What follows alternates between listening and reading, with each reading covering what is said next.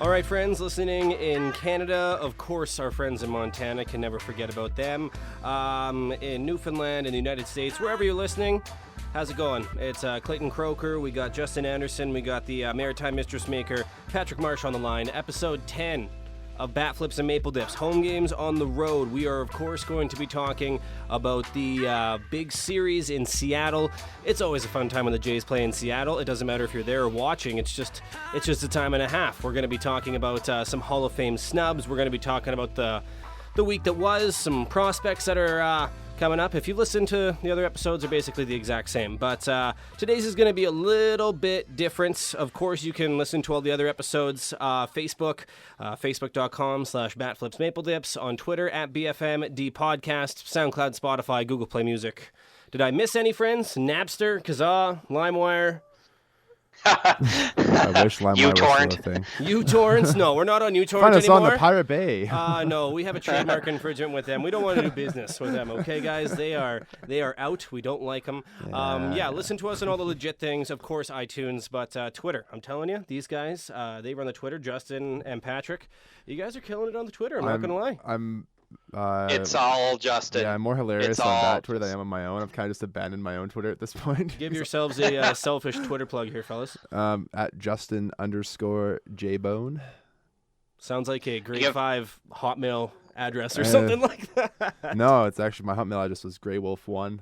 Wow. Okay, Patrick, what's your first Hotmail address before you get into the Twitter? I think it was just like my name. It was something. It wasn't cool. Okay. Like Grey Wolf One. People who say that always have an embarrassing Patrick Hotmail. So Smells he just doesn't want to tell us. Just cool_dude Bruins fan 48 at hotmail.com. I think mine was Croakstar or something like that. Croakstar. But I forgot the E, so it was like Crocstar. It was like horrible. But Patrick, of course, your old Hotmail was more important than your Twitter. Selfish Twitter plug. I can be found at the Platypus, PLAIDYPUS 86. See, that was his Hotmail address right there. Yeah, Platypus_XOXO. Okay, fellas. By the way, at Radio Clayton, I have more followers than all of you. Boom, roasted. Yeah. Just kidding. We're gonna get back into the funny stuff in a bit, but first, Patrick has a little bit of a different version of his rant today. It's a very serious one. Patrick, just take it away, bud. Yeah, so today we lost one of Canada's great adopted heroes of athletics. Stan Mikita came to Canada from Slovakia in 1948. 11 years later, he became a Chicago Blackhawk in the National Hockey League.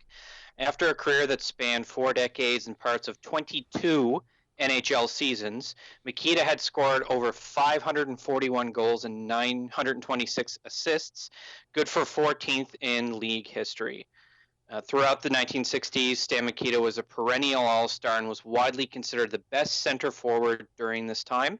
He won the Art Ross Trophy for league scoring title 4 times and also led the league in points per game 4 times. He was a very creative forward who dominated the ice with very slick skating and a knack for finding his line mate wide open when he wasn't scoring himself. Initially, he was a brutal hockey player known for taking penalties, but he turned over a new leaf partway through his career after his daughter saw him sitting in the penalty box often on television. Most importantly, to Stan Mikita's legacy was his huge heart. In 1973, and most of the way through his NHL career, he partnered with a Chicago businessman to form the American Hearing Impaired Hockey Association in order to bring together hard of hearing and deaf players in the United States. He also founded the Stan Mikita School for the hearing impaired and also helped to bring the Special Olympics to Chicago. With a legacy that stretched across 3 countries and 2 continents, he inspired a generation of young players to take up the game of hockey. His charitable spirit and prowess on the ice isn't going to be soon forgotten. R.I.P. Stan Mikita. Well said, bud. Well said. I just want to say one more thing about Stan Mikita. Yeah. Obviously, a lot of people in our generation know him as like a reference from Wayne's World and the fact that he had a little cameo in the show, but he also suffered dementia in the latter part of his life, which is really sad. And I think it's important now that we've lost him to kind of remember, look back at his career and the person that he was, rather than what he was like the last 8 or 9 years of his life, where he was really struggling with that illness. I don't want to end it on a dark note exactly, but I think it's important we remember, the type of heroes like Stan Mikita who, found the ability to turn over a new leaf partway through his life, and remember him as a great hockey player rather than arguably his more famous line mate who doesn't even deserve a mention given what he's done off the ice. But I digress. Well said. Well said. Let's get back to some baseball talk here. We're going to talk about the week that was. Justin, do you want to start with the Oakland series before we dive into Seattle here? So what we can say about Oakland, we lost 10-1. Yep. We lost 6-2. Yep. And we lost 8-3. Yeah. That's a wrap. Okay. All right, it's done. It's over with. Thanks, Oakland. Why can we never play in Oakland? Oakland in the Trop. I don't know. We always play bad. Yeah, I mean, the only guy who did anything in that series really that surprises me is Russell Martin hit a home run, so good for him. Great for him. And 190 batting average now? Ooh, look out. He's creeping his way up. I think it's a little bit higher now. Oh, man. He Start might hit the parade. 200 this year. Man, good for him. He earned it. Okay, let's get to the Seattle series. Again, Justin, let's start with you. Yeah. What do you think about that Seattle series? From a Jays fan perspective, how badly do you want to go to those series? I've been to Seattle. Unfortunately, it was a Red Sox Mariners game, but I did get to see King Felix start, so that was fun. That was during his prime. I've been to Minneapolis, which was also really fun. There were a ton of Jays fans down there. That's the closest ballpark to us in terms of drive time. So I went there, and beautiful ballpark at Target Field. But the Seattle thing, watching the time lapse of the people streaming as the gates open, and it's all Blue Jays fans for BP, and it's crazy how many of them are just there. It's so much fun. I'd love to be on one of those buses that head down across the border and just get to the crossing and have the customs officer come up, the border guards for the U.S., and just see all these people just dressed in blue. Yeah. Oh, it'd be so sweet. It just looks like so much fun. I need to go one of these years. Patrick, would you rather go to Minnesota or Seattle? You've seen both on TV, obviously. Which one looks better? Honestly, I've always thought Safeco Field looks like a gorgeous stadium to go to. Very simplistic design, but it feels very cozy, if that makes sense at all. If you've seen the big, what do you call those shots that are sideways instead of tall? Panoramic. Yeah, the panoramics, it's just a gorgeous field, and I think they held the All-Star game a number of years ago, and for some reason I just remember that All-Star game. Yeah, it's right next to the Quest Field where the Seahawks play too. They're side by side, so you can actually see Quest Field over the left field bleachers. So it looks really cool if you're sitting behind the plate. Yeah. I've always liked the Mariners, and I think they kind of feel like a Canada Light team. Yeah, and lots of people from Vancouver have tickets and that kind of thing, because obviously it's closer than Toronto by a long shot. So it's pretty cool. I mean, they kind of call it down there. They call it the house that Ichiro built. So it's pretty cool, because when they had Griffey, they were still playing their old stadium for the most part. So the Kingdom, Ichiro is kind of the guy who. Him and Edgar Martinez and Felix are kind of the guys that they look up to in that current stadium. It's pretty cool. I don't know about you guys, but a lot of people on my Instagram and Twitter, they were at that series, and you're just so jealous of them too. They're always posting photos, and people on Snapchat are the worst about it, because you can send just so many and they go away. I don't really go on the Snapchat a lot, but oh man, I remember a few years ago, my friends would go to that series, just snap after snap after snap from that game, and it looked so fun. I've been to a few Minnesota and Jays games in Minnesota, and that atmosphere is pretty awesome pretty cool too. But it's just on the home side. So where the Blue Jays dugout is, it's all blue, and then the rest of it is Twins fans. In Seattle, it's just Jays fans. It's all Jays fans. Seattle fans, I don't even think go for that series, because it's just they're over those Jays fans. Yeah, there's been a bunch of things that come out in the past of people saying how they shouldn't let so many Jays fans in. Well, maybe you guys should buy more tickets. Exactly. Now we're going to talk about that now, because Marco Gonzalez, he had a few terse words to say about that. Patrick, do you want to get into this? Yeah, absolutely. This was kind of deserving of a rant, but I decided it was more important to talk about Stan Mikita, just because he's a more prominent Canadian athlete, and Marco Gonzalez is a 26-year-old who I don't know, maybe you should shut up about certain things sometimes, but he said, I take it personally when a team comes in here and brings their faithful fans in their muddy shoes and stomps on our carpet and takes a dump in our dining room table. I mean, Marco Gonzalez, I take issue with this. He might be having a great season on the mound, and even that's kind of arguable.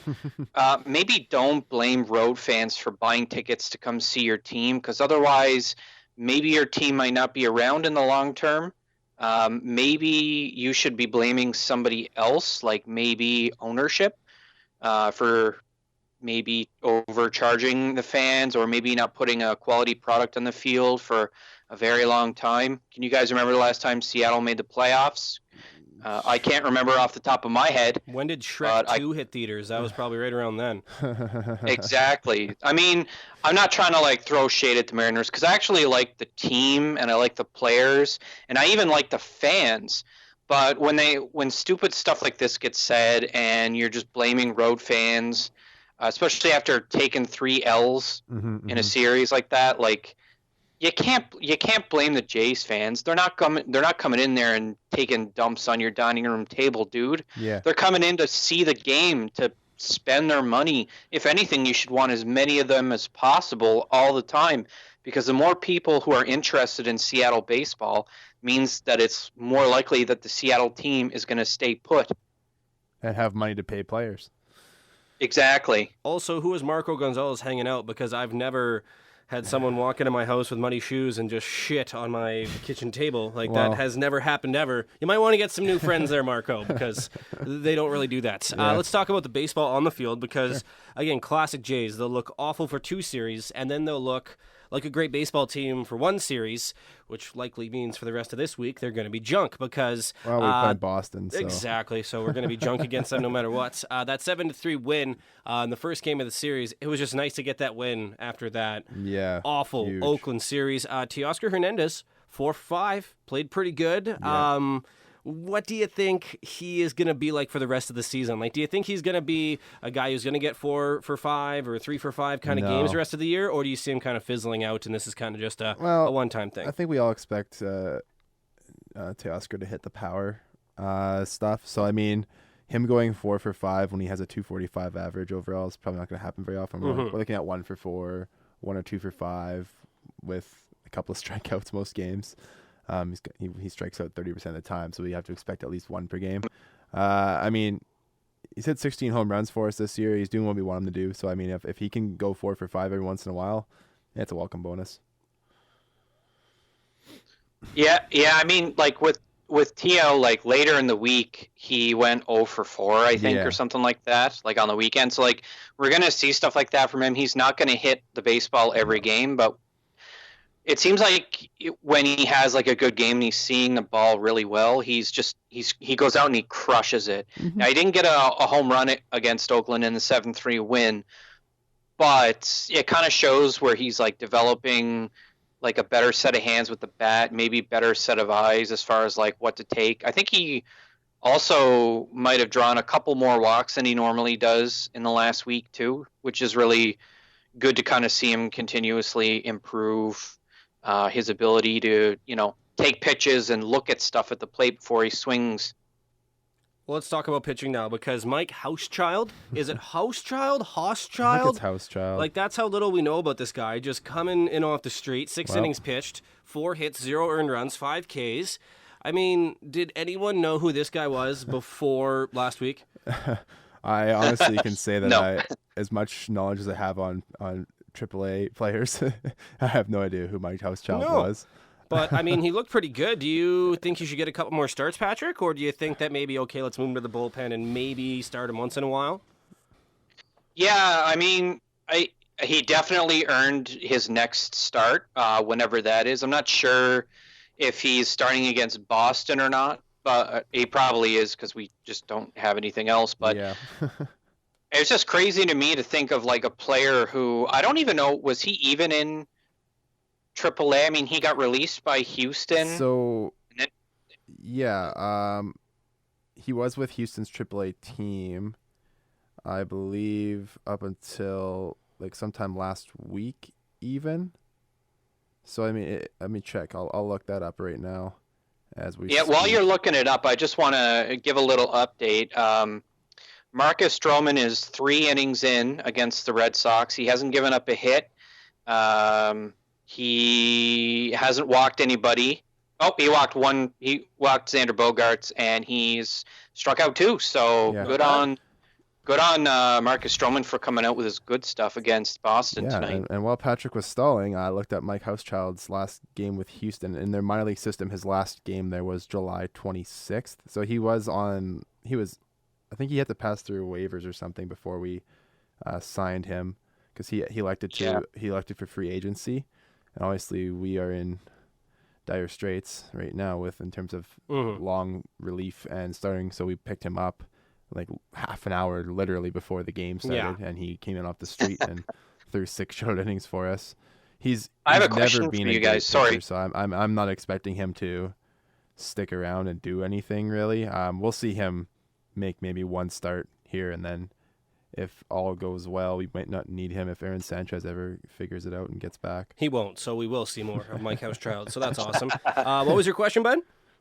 Well, just thinking about like the fact that they emergency very quickly called up Mike Houschildt. What does that say about their faith in Jaime Garcia and Joe Biagina and anybody else in the bullpen, or even like Sean Reed-Foley? I'm pretty sure Sean Reed-Foley would have gotten on, a rocket to get to that stadium. Yeah, but he had just pitched like 2 days prior, so he wasn't available.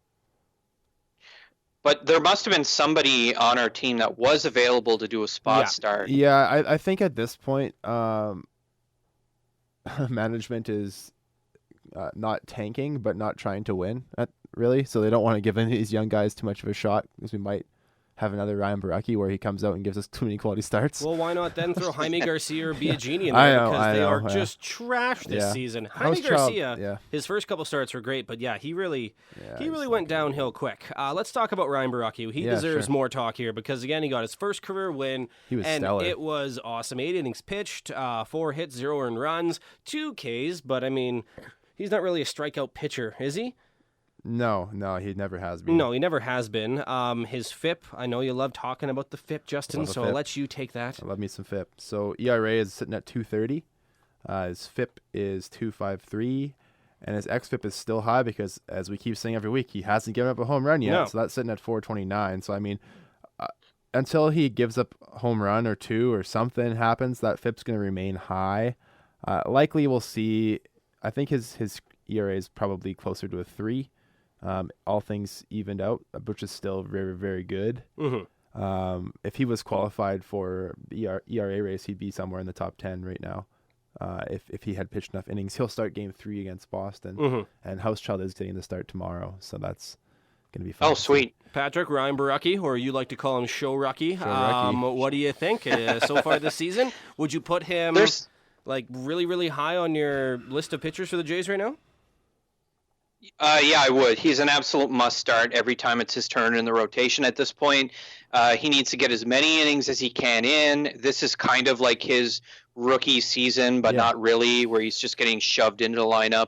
He's going to eat up a lot of innings here in the final stretch of the season. Mm-hmm. Correct me if I'm wrong, but he kind of reminds me a little bit of Mark Burley in that he has great ability to generate contact that's not very hard. Yeah. He's not going to strike out a lot. Mm-hmm. He probably does need to work a little bit more on his heat because it's probably a good idea for him to generate more Ks, but he just has very good command of his stuff right now. And this first time around playing these teams, they don't know how to handle him. Yeah, it's funny that you mentioned Burley because he is a Chicago native and he wears Mark Burley's number 56. Yeah, 54. 56, geez. Because of Mark Burley. So, which is pretty cool. And I think that's probably why we see him pitch the way he does. I mean, Mark Burley was never a big strikeout guy, and he used his defense. And we've seen Baracchi, his opponents are batting they have a 305 BABIP against him, which is league average. So it's not like he's not giving up contact. He's just giving up enough soft to medium contact that guys aren't getting a bunch of line drive base hits and towering home run balls like we've seen other pitchers on our team give up this season. You look at you, Biagini and Clippard. And besides that one rough start against Boston, he hasn't gone fewer than 6 innings. And he went 3 innings against Boston, and every other start's at least 6. He's got 2 7s, 3 6s, and an 8. So, I mean, he's giving us quality start after quality start. So we've got to look at this kid as our most major league ready prospect at this point, because we've seen him have some success so far. We may see him get rocked as the season goes on. He's got another month and a half or 2 months ish to play some teams a second time through. So we'll see what happens if he faces a team for a second time, if they kind of make some adjustments to him, and see how he handles that, because he'll make adjustments too. He seems like he's a very big student of the game, which I do like. There was a nice piece that the Jays did on him, a little video on Twitter when they were in Chicago to play the White Sox, and it was pretty cool how he said that he tries to emulate what Mark Burley did. It would have been really cool to see this kid play with Mark Burley if he was a few years older, or Mark Burley was a few years younger, because that would have been kind of a dream come true sort of thing for him, and be cool to see him play with his idol. Yeah, as long as he's not walking people, it doesn't matter if he's not striking people out. Yeah, because exactly. again, he'll allow a bunch of hits, but as long as he's not walking people, those guys aren't advancing because they're not on base. Yeah. Patrick, I'll ask you this question: would you rather see Ryan Borucki, Marcus Stroman, or Aaron Sanchez in the rotation next year? You can only pick one. Out of all of those guys, who would you pick? Oof, that's a tough question because we have such a limited sample size for Borucki. Assuming that nothing happens. What's that? Do you gamble on him, or do you go with Stroman, the safe guy, or Sanchez, who's also another kind of gamble because he's always hurt? I'm gonna spicy take for this week. I would take Ryan Borucki. What I'm seeing from him right now is exactly what I loved about Mark Burley, and I can't say enough. This kid, he's very smart. Yeah, he knows exactly what he needs to do out there, and he's got this level of precision that I think is very like Burley-esque, and I feel like I'm really like hammering that point home, but it's really what I like the most about him. Yeah. Would you say Ryan Borucki is the brightest star in our pitching rotation, Justin, right now? In terms looking of in the excitement, I'm very excited of what I've seen from Borucki. If I still have to pick one of those 3 guys, I'm taking Stroman still, just because of the track record and the fact that he's an elite ground ball pitcher. Borucki will give up. He's kind of like a Mark Burley. Exactly. It's crazy how similar they are. Like, he gives up a fair share of fly balls, but they're all weak. It's kind of like how we saw Marco Estrada get a bunch of weak fly balls those couple of years where he was stellar for us. And we'll get to him in a minute. But I like Stroman purely for the fact that he keeps the ball down. And he also uses his defense. Like, we got to have pitchers that'll use the defense. Like, Stroh isn't an elite strikeout pitcher either. No. And by any means. He strikes out less than 8 per 9 innings, which in today's day and age is not much. It's not bad. It's less than a strikeout per inning. And we see stars like Kershaw are in the double digits every time out, kind of thing. So I'm still taking Stroh, but Borucki's definitely ahead of Aaron Sanchez right now, just based on the fact that Aaron can't stay healthy. Yeah. All right, other quick notes from that game. Ryan Borucki's win. Grichuk, 4 for 5. His average is at 230. Good for him because, man, was it low before. Travis, 2 for 4 with a home run, 3 RBIs. He's kind of coming around, but again, he'll probably have a setback or something like that. And again, Russell Martin, 2 for 4 with a homer, 196 average. The game after that, Marco Estrada, again getting a big win for the Jays, 5-1. He went 7 innings. He walked 2, struck out 4. Do you really care about Marco Estrada at this point in time in the season? Yeah. Do you think he's going to be back next year? So is this like, okay, or is this kind of like, hey, we're out anyway, Marco Estrada's done with the team? So do you really kind of be like, oh, he pitched well, good for us? So the reason that I care about Marco Estrada pitching well is because he can still be moved at the waiver deadline. Good point. Anytime prior to August 31st. So the more starts we can see of Marco Estrada like the one he put together this past weekend, the better for us. His ground ball rate is just so low this year. It's 25%. But I mean, we've seen him be good at times, and more so recently, his changeup has looked better, in my opinion, just from watching. Yeah. He's getting guys to swing and miss on it again, which they were not earlier in the season. So if he can continue to generate that weak contact that we saw of him do against the Mariners, we only give up 1 hit over 7. I mean, yeah, I'd look at him as a guy who, if there's a team who has a starter go down in this next couple of weeks, that he could be a guy that they look at to grab. And I mean, we're not going to get much for him because he is a pending free agent, and a team's going to get maybe 6 weeks out of him plus playoffs if they pick him up now. So I mean, we're not going to get much, but we'll get something. Patrick, do you agree? Marco Estrada, do you really care about his starts anymore? Like if he does well, or? I don't care about like what he's contributing to the team. I do care about him as trade value, but I'm starting to suspect that for Marco, something was going on this year that got in his head for whatever reason, and because when he's on, he's as good as he ever was. Yeah.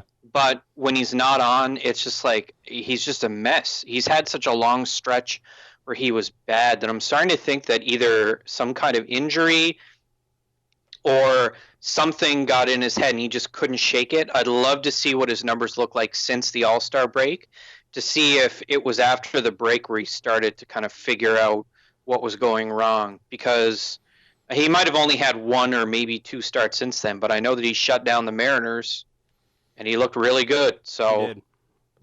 Yeah.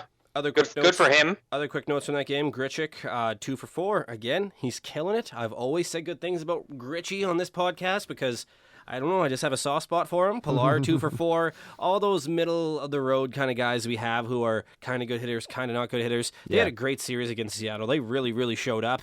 Russell Martin, 1 for 4, 197. You're almost there, bud.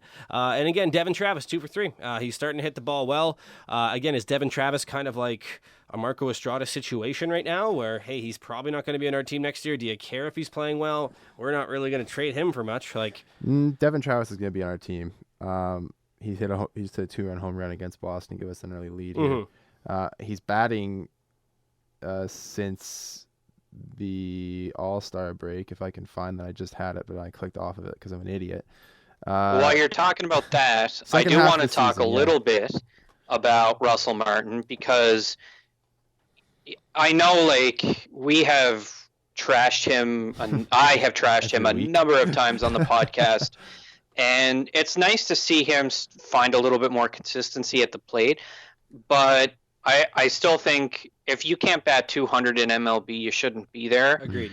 And even though Martin brings a ton of intangibles to the team, and nobody can really call a better game than he can, that's currently, on our roster, I think we're seeing the very end of the Russell Martin era here in Toronto. Whether or not he gets DFA'd or traded to a team that just desperately needs some kind of backup catcher and we're willing to eat salary, I think his days are coming to an end very soon. I hope they don't DFA him. I hope that's not the way it ends in Toronto. If that was the case, I'd be really mad at the Blue Jay brass, because that's greasy. He was there right when the team started to turn it around in the playoffs and stuff, and he's been great with their young pitching. That would be a real greasy move, because again, it's not like Luke Mailey's killing it either. It's not like you can just make that as an excuse. Well, Luke Mailey's playing well, so we'll send him down. No, I would not like that. As much, again, as we have bashed Russell Martin, still got a soft spot for him. I don't think there's any world in which our 2 catchers at the start of next season aren't Russell Martin and Danny Jansen. Luke Mailey's the odd man out here, just because he can't teach Danny Jansen like Russell Martin can. We're going to see almost an even split at least to start the season, I believe, next year between Jansen and Martin. As Jansen slowly works his way in. And if he has success, he's going to take that starter's job and he's going to run with it. I think we buy out Russell Martin. I don't know why. I have a feeling we'll keep Mailey, and I have a feeling we'll keep Danny Jansen. And I think they'll split time. Oh, yeah, I know. Yeah. Of course he is. But I don't know why. I just don't see Russell Martin here next year. Let's talk about the loss. Joe Biagini. Really, really bad. Our favorite guy on the show. His ERA is 6.66, so that's a bad sign. He's not what he used to be. And I know that's a Toby Keith song, but he's just, what happened at the start of his Blue Jay career? He was killing it, and he was a big, strong guy. He was funny in interviews. He just seemed like a really, really fan favorite kind of guy. And then something happened where he just doesn't have the stuff anymore. Yeah, so Biagini in the Seattle series got into 2 games, inning in 2/3, faced 9 batters, gave up 5 hits, 3 home runs out of the 9 batters that he faced. The home runs is what worries me the most. It's killing him. He's not keeping the ball down. It seems like almost every time he gives an earned run, it's because of a home run. And I'm looking back at his game logs, and there's about 2 occurrences in the past 10 times that he's given up a run that haven't been via the long ball. Mm-hmm. So I mean, when he's getting hit, he's leaving the ball up, and they're knocking it out of the park, and that's not what you want from a relief pitcher. That's for damn sure. The opposite of that, Edwin Diaz. Patrick, touch on this closer because he's got 41 saves. Do you think, like you wrote down here, is he the Mariners MVP, even though he's like a closer? It's a tough case to make whenever you want to try to claim that a closer is a team's MVP. Mm-hmm. And I don't know if we can say, like, just because he has a limited number of innings pitched where he's collected these saves. I think the answer to the question is yes, a closer can be a team's MVP. I don't think Edwin Diaz is the Mariners MVP, but it's an interesting case because he was an all-star, was he not? Yeah, I believe so. Yeah, he was an all-star. 41 saves, and there's still how many games left?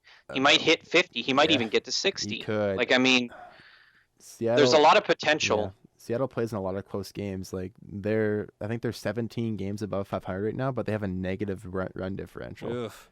They have an ungodly number in those 1-run games. It's kind of like how Texas was the year that we swept them in the DS, the year after the comeback. Yeah.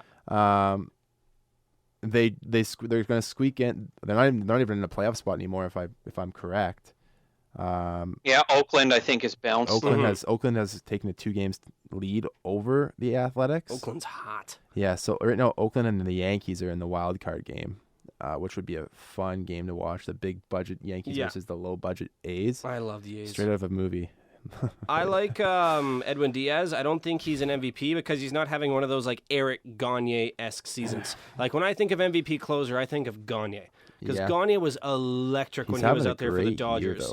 He is having a great year, but is there a lot of MLB hype around Edwin Diaz? Or is it just kind of baseball people? Because when Eric Gagne was having his season, it wasn't just baseball people; it was all sports people were talking about Eric Gagne. Goggles, man. Is all the sports world talking about Edwin Diaz?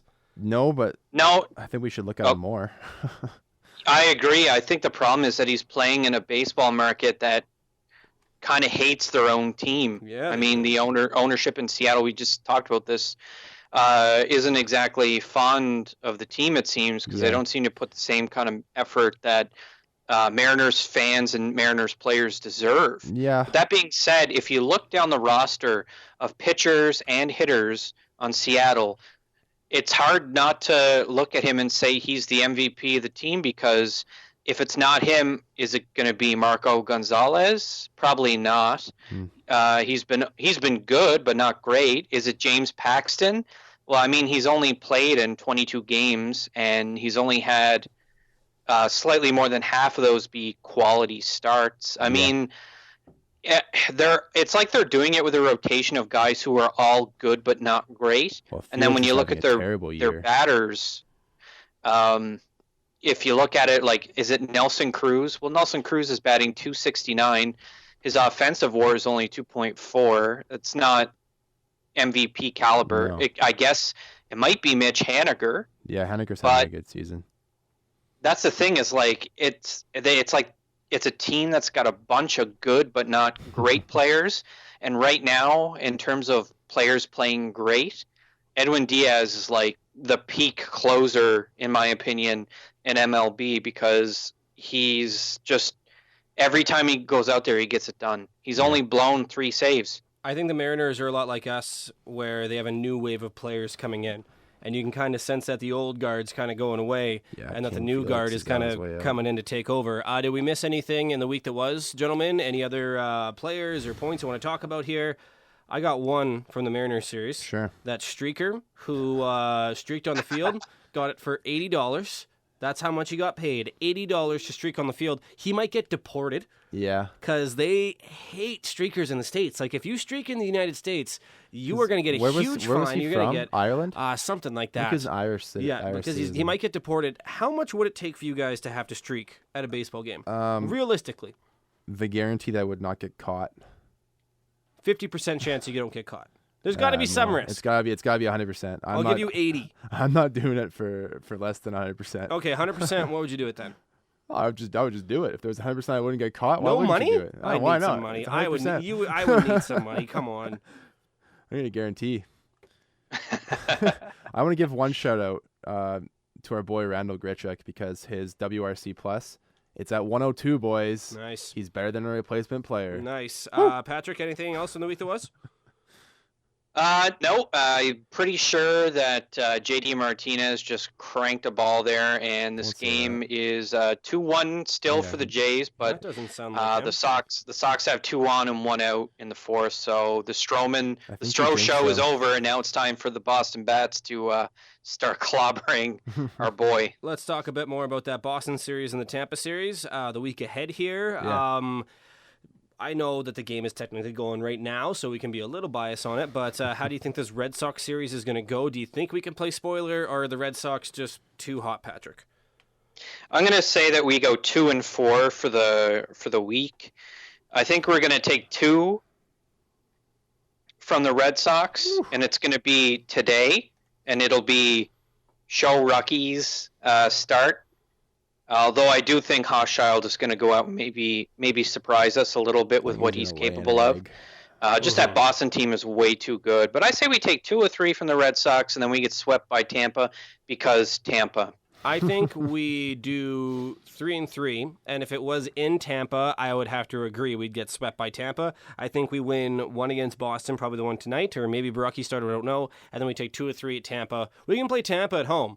We just can't play Tampa on the road. Yeah, we're going to be lucky to win 2 games. That's basically the moral of the story for the rest of the season. Now we'll be lucky to win 2 games this week. If we take a game every series we play, and I think we have to give ourselves a huge The thing is, like, this is what being a Blue Jay fan used to be at this time of the year. It's like, all right, who's coming up? Who do we got? Who do we got in September? Who's this McGowan character? Let's see what he has here. Let's see if Drabeck can get the job Sean done. Markham. That's what it's kind of like right now. Oh, this Baraki guy. Let's see what he can do. We just kind of focus on one pitcher or player and go from there. Let's talk about some non-Blue Jay stuff, shall we? We like to do that from time to time. I mean, we started the show with Stan Mikita. We're talking about some Hall of Fame snubs because I don't know about you guys, but this past Hall of Fame class might have been like the best class almost ever. Do you guys agree with that? Before we get into the snubs, do you think that this class was one of the best ones of all time? It's one of the best in recent memory. Anytime you have Vladimir Guerrero going in, that's Chipper Jones, pretty Jim cool. Thome, Trevor Hoffman, who was like the man back in the day for the Padres. See, Chipper Jones, the best switch hitter ever, I think. And obviously the first year on the ballot. Same with Thome. Vladdy in his second year, and then Hoffman in his third year. So you have guys that haven't been on the ballot very long. Mm-hmm. As much as I don't like closing. I don't think how saves is a big thing. I mean, you can be a good relief pitcher without getting a bunch of saves. It takes a special guy to pitch in those high leverage situations. Yeah. But there are a ton of relievers that have been better than a lot of closers who are they've shut down guys, but they don't get the respect that Trevor Hoffman will because of the sheer amount of saves he had. And good for him for being so good for so long. Same with Jim Thome. And Mariano Rivera too, another guy who will be in. He's the best closer of all time. So I mean, if Trevor Hoffman's in, you got to assume Rivera is going to follow pretty quickly. The thing I like about this class is they're all kind of from the same era, that early 80s, 90s, early 2000s era. Like Jim Thome was around forever. Chipper Jones was around forever. Same with Vladdy and Hoffman. And I know they weren't on the ballot a long time, but that to me makes it awesome because they're all like legends and they're all in the same class. There's not like a different generational player in there where you're like, they played in a different time, stuff like that. Mm-hmm. Do you agree with that, Patrick? Like, do you like it when a class has a bunch of people from the same era, or do you like to change it up, like guys from the 50s and guys from the 80s and stuff like that? We did get a little bit of a mix this year with, obviously Vladdy, Hoffman, Jones, and Thome are all from the same era, but we did get Jack Morris and Alan Trammell, both from the Detroit Tigers from the 80s, getting into the Hall of Fame. They both got in through the Veterans Association, and that it was good that it happened because they both kind of got screwed a little bit when it came to the voting when it was their turn. If you look back at the last like 5 years, they're like the 5 best Hall of Fame classes ever. I mean, even 2014 had Tom Glavine and Greg Maddux and Frank Thomas. So good. Yeah, that's pretty cool. And then 2 of the best managers of all time, Tony La Russa and Joe Torre. Yeah, I mean, and we saw guys this year. I mean, we saw Roger Clemens and Barry Bonds get 57.3 and 56.4 of the vote respectively. So I mean, in those guys, they're 6th and 7th or 7th and 8th on the list this year in terms of vote percentage. So I mean, I think the writers are starting to come around to some of these other guys, but I want to talk about our boy Larry Walker, who's still waiting. It was his 8th year of eligibility, and he got 34.1%. Like, Larry's got to get in there, man. Like, we're definitely going to talk about Larry when we talk about Hall of Fame. Larry Walker snubs. has just as good of stats as Jim Thome. So. And the reason we're talking about this is because it's 11 years to the day that Bonds hit number 756. That was one of the best baseball moments at the time before we knew that Barry Bonds was juiced beyond belief. Yeah. And he is arguably the biggest snub of all time in Major League Baseball. It's between him and Pete Rose. So we're going to talk Bonds about above Rose. We're going to talk about exactly that. You would put Pete Rose above Barry Bonds. No, Barry Bonds. You would above put Pete Bonds Rose. over Pete Rose. See, for me, it's the opposite. How is Pete Rose not in the Baseball Hall of Fame? He's an asshole. Are you kidding me? A lot of assholes are in the Baseball Hall of Fame, man. A lot of assholes exist everywhere. Yeah. Doesn't mean he wasn't a good baseball player. The thing we saw a bunch of good guys get into the Hall this year. Oh, we've been spoiled the last 5 years. If you look at the list, it's like all those the dudes, nicest dudes ever to play baseball. Yeah, Craig Biggio got in finally a couple of seasons ago. Can we talk about Edgar Martinez, because he finished just outside of the vote this year, 70.4%, good enough for 5th place behind Hoffman's 79.9. What year was that? His 9th year of eligibility. So and he has 15? I think they have 15, right? Yeah. It's 15. Yeah. So he's still got a few more years to crack at it. Do you guys think Edgar Martinez, as a DH is a Hall of Famer? Definitely not Victor Martinez, that's for sure. Definitely not Victor Martinez. Edgar, no. If he's just a DH, no. Yeah, and that's my problem too. I mean, he has some of the stats. Like his OPS is actually 3 points higher than Chipper's, but does that mean he should be in? He couldn't. Chipper Jones played third base. Exactly. Edgar Martinez was a DH. Exactly. Hardly saw the field. Disagree completely. You think he should be in there? Absolutely, he should be in there. His lifetime batting average is 312. Yeah, but can you? And that's catch over baseball? 2,000 games. Baseball is such a versatile game, though. Yeah, it's tough. I mean, it's the same argument for me. Like, we're gonna be doing the same thing when David Ortiz gets in his first year in a few seasons. Because he's probably gonna make it first ballot. Yeah, because of who he was. But when you think about it, I'm not sure off the top of my head, but Edgar Martinez and David Ortiz probably have very similar stats. Does Edgar have any huge moments like David Ortiz has? No. That might be it right there. I think that's why. David Ortiz, does playoff performance have an impact on the Hall of Fame, do you think, Patrick? Yes, it does. And definitely. This is the problem that is the case of Edgar Martinez, is that when you look back on his career, there's not a hell of a lot of big moments in his career that sort of justify him getting that extra push into the Hall. But when you look at the stats on paper, the dude is a bona fide hitting champion. I mean, career 312 batting average, OBP of 418, his career WRC plus 147. He's also got 300 home runs, 1,200 RBIs. He definitely slow along the base path, but he was also a 7-time All-Star, which is really hard to do when you're a DH because pretty much anybody could do that. He also won the batting title twice. He won the Silver Slugger a bunch. He's got the credentials. The problem is there's no big moments in his career that really kind of push him, further up in the list the same way that David Ortiz will have when his first year comes up. So one-dimensional. The thing about Edgar Martinez and guys like him and Gary Sheffield and Fred McGriff and kind of in between guys like that, again, they have great stats and they have the resume, the All-Star games, the Gold Gloves, all that stuff, but they're just not like the superstarness to them. When you think of missing. superstar, you think of Chipper Jones. Exactly. And like guys like Pete Rose. That's why they're bigger snubs than guys like Edgar Martinez. Because again, Pete Rose, there's more to it. There's not just his, because if it was just based on baseball, he would be a first ballot Hall of Famer, but it's because of the gambling. And I think when you look at guys like Pete Rose and Shoeless Joe Jackson and Barry Bonds and McGuire, I think those are the bigger snubs because of the things they did off the baseball field. Because on the baseball field, they're Hall of Famers. Yeah. But off the baseball field, that's why they're not in. How much would that bother you if you are a Hall of Fame type of player and the only reason you're not in the Hall of Fame is because something you did off the field, even if it was cheating? It sucks. I mean, with Shoeless Joe, that whole Black Sox scandal thing, I've done some reading on it over the years, kind of thing, in books and whatnot. And I mean, it's so far gone. Like, I mean, there's no CSI and that kind of thing like we have today. This fancy technology to figure out who was and wasn't involved. Yeah. But I mean, it's never been fully confirmed that he was one of the guys.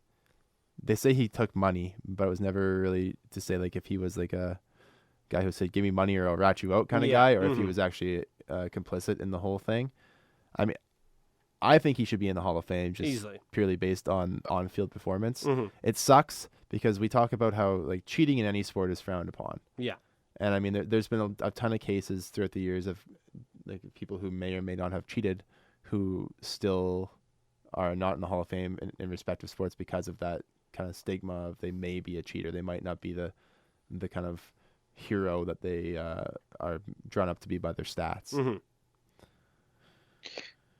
Yeah, I have a lot to say about Shoeless Joe Jackson when it comes to how bad the snub is. I think this is the biggest snub, not only in baseball, but it's the biggest snub in sports, period. Yeah. We're talking about a guy who was so good. If you go back and look at his performance, the guy was like an MVP every year that he played. And he didn't even play that long because his career got cut short because he got banned. And then he had to play in, barnstorming leagues where he could, but he was never the same after the Black Sox scandal. But that being said, Shoeless Joe Jackson was at his peak before the scandal an American icon, bigger than any other baseball player at that time. He was the star of baseball, bigger than the Christian Gentleman, bigger than Honus Wagner, bigger than Ty Cobb. He was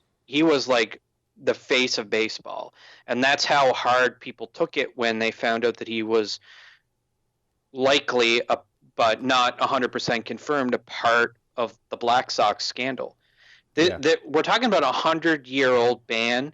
If he had children, they're gone. His grandchildren are probably in their, 70s or 80s. If he even has any living relatives left, the memory of him playing out on the field has passed out of living memory. I mean, it should be a Veterans Committee consensus that Joe Jackson goes in, and what better time to do it than 2020, 100 years after the Black Sox scandal. I'm calling it now, calling this shot. He's going to get in 2020, and it'll be a consensus by the Veterans Committee. Well, let's talk about guys on PEDs for a while. The big one, of course, on a pitching standpoint, Roger Clemens. Yeah. Roger Clemens, again, former Jay, won 2 Cy Youngs of the Jays. When you think of dominant pitchers, you think of Roger Clemens. I mean, he was on that Simpsons episode of the slow pitch team. Yeah. That's when you know you're a very good baseball player. Clemens, I think, deserves to be in there because I think PEDs for pitchers are different than PEDs for hitters. How so? I just think PEDs have a more of an effect on hitters than they would pitchers. I know that it would probably add, like, again, taking PEDs for pitchers, a lot of velocity on your fastball, but, like, does it affect the curve on your curveball, the amount that your slider goes down, Like, are the PEDs going to your fingers? I mean, they're usually just going for your shoulder and your arm. For guys who do it to hit the long ball, I mean, you're going to have a huge difference. Yeah. So that's why I kind of think, okay, Clemens, maybe give him a break. I know it's PEDs. I know that's a very sensitive topic when it comes to baseball.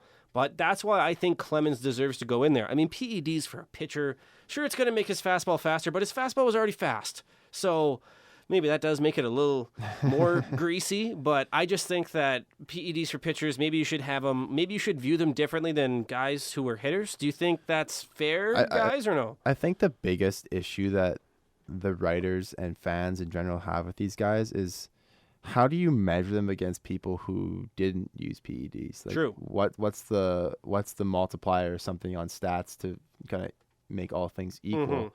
And we don't have that. And I think that's part of the issue is that when you know someone cheats, you can usually have a way of proving what their advantage was. But with PEDs, we don't really have like a scientific or statistical number to say how much better it made them, or if it made them better at all. Maybe they were maybe that's all natural ability, and the PEDs were kind of a placebo thing, and they didn't actually improve their performance whatsoever. Like, who really knows for sure? I'm not a scientist by any means, so I can't comment on that. What do you think, Patrick? I don't know. I've wrestled with this thought for a very long time. It's hard to say. I mean, I would be absolutely fine if they decided nobody on PED should ever get into the hall, or let them all in. It doesn't really matter. I think what matters at the end of the day is, did Roger Clemens lie under oath about being on PEDs? I mean, did he lie about taking performance-enhancing drugs? Is he a liar? And is he a cheater? And how much does character matter when it comes to inducting a player into the Hall of Fame when they've had such an outstanding career? I think it does account for something, and that's why Curt Schilling isn't in the Hall of Fame, because he's a total asshole. Pete Rose is also an asshole, but he also bet on baseball, which has been considered for over 100 years to be the biggest taboo that you can possibly do. Fixing games, and that's why Pete Rose isn't in the Hall of Fame. That's why Shoeless Joe's not either. Exactly. Yeah. Exactly. Unlike Shoeless Joe, though, Pete Rose hasn't had to wait 100 years. Yeah. I don't think Pete's going to go into the Hall of Fame as long as he's alive. But I wouldn't be surprised if the year that he passes away, he gets in through Veterans Committee consensus, just because you should be punished for breaking the rules. And Pete Rose's punishment has not been long enough. So you think the punishment is kind of him never being able to go to his induction ceremony? I think considering what they've done to Shoeless Joe Jackson and a number of other players who bet on baseball or cheated on the same level before, I think it's fair to say, 100-year waiver, or long enough that he just passes out of living memory to the point where you can quietly induct him, and the sanctity of the Hall of Fame kind of continues, where the best players are there. It's just the hype doesn't exist behind them getting in, because nobody who was alive to watch them play either cares or is able to remember or is alive. Okay, what's a bigger deal for guys who take PEDs? The fact that they took PEDs, or for the guys who lied about taking PEDs? What would you say? Lying about taking PEDs is way worse than taking PEDs and admitting it. Remember when Rafael Palmeiro lied multiple times? That's why he will never make the Hall of Fame, because he lied so many times. Would you say that maybe someday guys who admitted that they take PEDs kind of have the Pete Rose scenario where, hey, maybe we'll induct you a lot later on for a Legends kind of thing. Maybe we'll have a separate category for you guys. I think that would be kind of cool. Guy like the asterisk category of the Hall of Fame, a separate hall with all these guys. Yeah, there's a little shed in the backyard or something, But do you think the guys who lied about taking PEDs, do you think there would ever be a chance for them? I don't think there should be. I mean, if you did something wrong, just admit it. I think if you own up to it, it's still shitty. But if you own up to it and you're trying to better yourself, I'm not saying you should go into the Hall of Fame, but you have to consider it at least. If you're lying about it, I think it's just an automatic no. It shows that you have some morsel of character left inside of you and human decency, that you can say, yeah, I screwed up, but I'm sorry. Yeah. Even if they're not sorry, just tell us you did it, and we can at least accept that we have a definite answer, and then we can maybe move on. Right? It's not this. It's this whole thing about Roger Clemens. So I think Mr. McNamee misremembers about injecting me with some PEDs. Yeah. Well, I don't know how that's true, Roger, but yeah, at least you tried. We made a big list here. Well, you guys did. Patrick did. I mean, McGuire, Sosa, Mike Mussina, Tommy John. Out of all the names we have here, maybe some that aren't on here, go through a couple. Not too long or anything like that, but go through a couple that you think should maybe be, if not in the Hall of Fame, considered to be in the Hall of Fame. Well, go ahead, Patrick. I would say right off the bat, of this list, I would immediately induct without waiting Shoeless Joe Jackson. Other than the guys we've talked about. What's that? Other than the guys we've talked about already, because I think we can all agree almost all the guys like Shoeless Joe and Pete Rose, there's a good case to put them in. What about guys who you just kind of think, like that are kind of close to your heart that you think deserve to be in there? Oh, Lee Smith should absolutely be in the Hall of Fame. It's ridiculous that he's not. See, that's what I'm saying. Like guys that maybe like aren't like huge household names to a bunch of baseball fans, Closers get a bum rap because of their role. I think if you look at what Lee Smith was able to accomplish at a time before the Trevor Hoffmans and the Mariano Riveras, he's a contemporary of guys like Dennis Eckersley, who's in the Hall of Fame. Lee Smith should absolutely be in the Hall of Fame, and it makes no sense to me that he's not. It's ridiculous. If you look at his numbers, he was just incredible. He was good. he had a role. He played it as well as anybody had before Mariano Rivera and Trevor Hoffman and Dennis Eckersley and Goose Gossage. There's another name. I'm not sure if he's in the Hall or not. Goose Gossage. I think he is, but there's a very large precedent for closers getting into the Hall, and Lee Smith, really, he belongs in there. The other two that I was thinking about when I wrote this list were Oral Hershiser and Mike Mussina. They're guys who get overshadowed by the Andy Pettits, the Roger Clemens, the other 300 win pitchers like Tom Glavine and Greg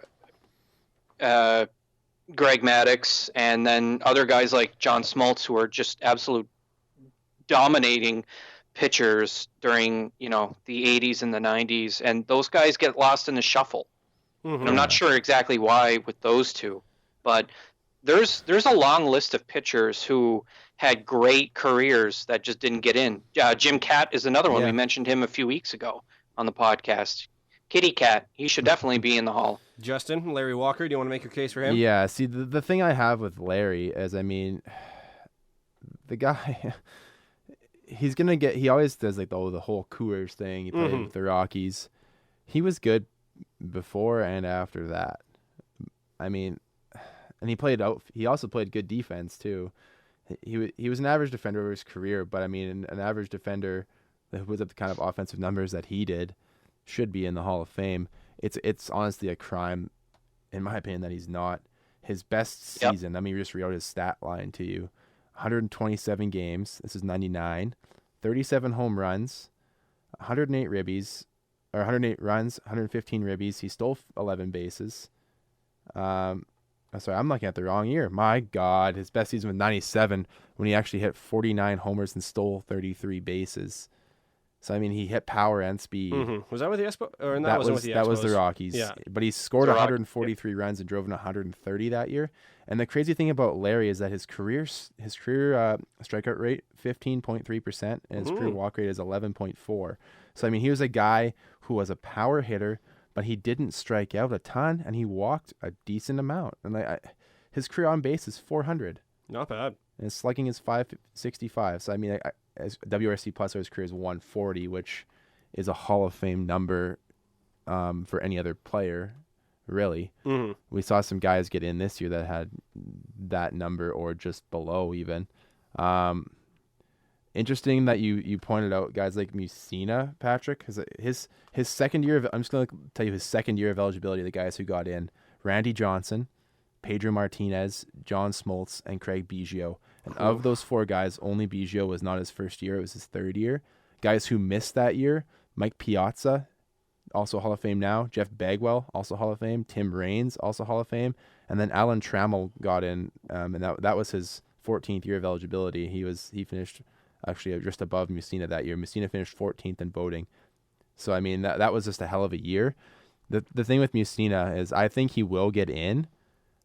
It's just he's got to get a year where there's maybe a weaker class, or it gets closer to the end of his years of eligibility before they will vote him in. He's moved up every year. Like, he finished 6th this year. So I think next year we'll see him. And God, I hope Larry Walker gets in soon. He's already in his 8th year, but he had his highest percentage this season. So I think maybe people are starting to warm up to our boy Larry. I think mine's Larry too. It's got to be Larry. It's got to be Larry. I mean, it just as a Canadian too. Gotta love Larry. If you look at his stats, they pass the eyeball test for sure. Oh, big time. You look at them and you say, how is a .313 career hitter with a 400 OBP who had 1,000 plus runs scored, 1,000 plus RBIs, and almost 400 home runs? How are they not in the Hall of Fame? It doesn't make any sense. He has a higher OPS than any of the 4 guys who made it in, or the 3 guys who made it in this year. Yeah, he was just an incredible batter, and he also played good defense too. And it's just like another thing for us to think about, and I want to throw over to Clayton because he hasn't gotten a chance to talk. How much of an impact does the game or life outside the game have on the probability of your induction? Because there are guys like Dwight Gooden who had great careers, but his career was mired in, the cocaine scandal. And there were other guys like Keith Hernandez who had some drug issues, and obviously like PEDs. Where do you land as far as like what happens off the field and its impact? I was going to say voting? For Dwight Gooden, everyone was basically doing cocaine in Major League Baseball in the 70s and 80s.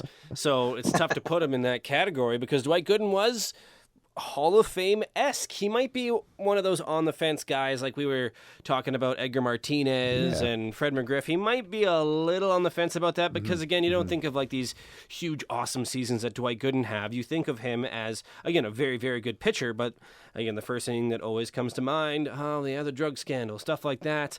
Keith Hernandez, you got to love his defense. He was awesome at defense. He was on Seinfeld once. Yeah. But, yeah, again, that off-the-field stuff, I think for other sports, maybe, but I think for baseball, with all the PED stuff and the Pete Rose, the Shoeless Joe Jackson, all the other scandals that baseball seems to have, I think the drug stuff and the party stuff doesn't seem to matter as much as other Hall of Fames. And I know maybe the NFL with, again, like Terrell Owens, but Terrell Owens never really had drug stuff. It was just he was very outspoken, personality. So I think in baseball, that kind of off-the-field stuff affects you more because baseball is the classic game. You can't mess with tradition, it's America's pastime. But I think that, again, as we get later on in life, I think that the PED guys will eventually get in. I think the off-the-field issue guys will eventually get in. But it's just the fact that baseball is so classic and traditionalist that right now they're not. Yeah, I have one more guy that I want to touch on who we talked about a ton of like controversial guys today. One guy who was never really involved in controversy, our boy Carlos Delgado. I was going to say Carlos too with Larry Walker. He lasted 1 year on the ballot. Yeah. So he got 3.8% of the vote. You need 5 to stick around. He's arguably the best player in my memory to not even survive more than 1 year on the ballot. Carlos Delgado. Patrick, what about you? Yeah, it's funny when I put this list together, I wasn't thinking of Carlos at all because we had talked about him just the previous week. Yeah. But looking back, he probably should have been in like the top 3 in my mind because he's our boy from the Jays from, some of the down years. And boy, he had such incredible ability at the plate. And it really is, it's like this perfect storm of events had to happen in order for him to get that snub. But it happened. Yeah. He's off the ballot, and he may never get into the Hall of Fame, and that's crazy. It's sad for a guy with 473 homers and 929 OPS that he couldn't even get 5% of the vote. It's weird. Let's end on Carlos Delgado, friends, because we can all be sad about Carlos together. Exactly. Well, kind of ending on a sad note, but it's Carlos Delgado, so it doesn't matter. Episode 10, home games on the road in the books. Thanks for listening. Again, special shout out to Montana. Why not?